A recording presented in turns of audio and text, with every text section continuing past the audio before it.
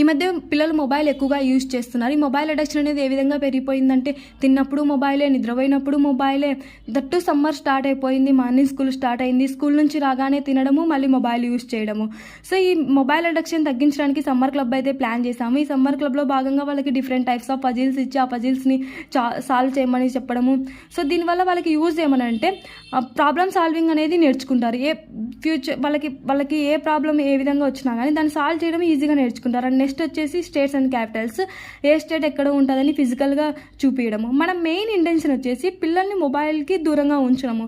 So దాంట్లో భాగంగా వాళ్ళకి different types of games conduct చేయడము, డిఫరెంట్ యాక్టివిటీస్ని చేయడము, ఇట్లా క్యారమ్ బోర్డ్ ఆడిపియడము, చెస్ ఆడిపియడము, ఓకే షటిల్ ఆడిపియడము.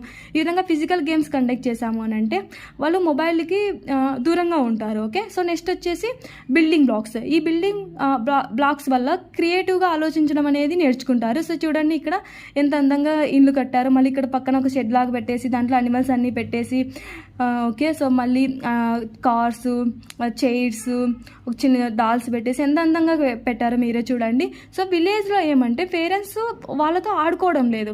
సో ఆడుకోకుండా మొబైల్ ఇవ్వడము, తిన్నప్పుడు మొబైల్ ఇవ్వడం, నిద్రపోలేదని చెప్పి మొబైల్ ఇవ్వడం. సో ఆ మొబైల్ వల్ల పిల్లల్లో ఆటిజం అని కూడా ఎక్కువగా పెరిగిపోతుంది. సో దాన్ని దూరం చేసి ఇట్లా యాక్టివిటీస్ ప్లాన్ చేసామని అంటే పిల్లలు చాలా యాక్టివ్గా ఉంటారు. ఓకే, సో నెక్స్ట్ వచ్చేసేసి మ్యాథమెటిక్స్ని సాల్వ్ చేయడము, వాళ్ళకి అడిషన్స్ సబ్స్ట్రాక్షన్స్ ఏ విధంగా చేయడం అనేది ఫిజికల్గా చూపించడము. సో ఈజీగా నేర్చుకుంటారు. ఈ విధంగా మీ ఇంట్లో కూడా ఎవరైనా పిల్లలు ఉంటే సో వాళ్ళకి మొబైల్ అడిక్షన్ తగ్గించేసి ఈ విధంగా ఏమైనా గేమ్స్ ప్లాన్ చేయండి.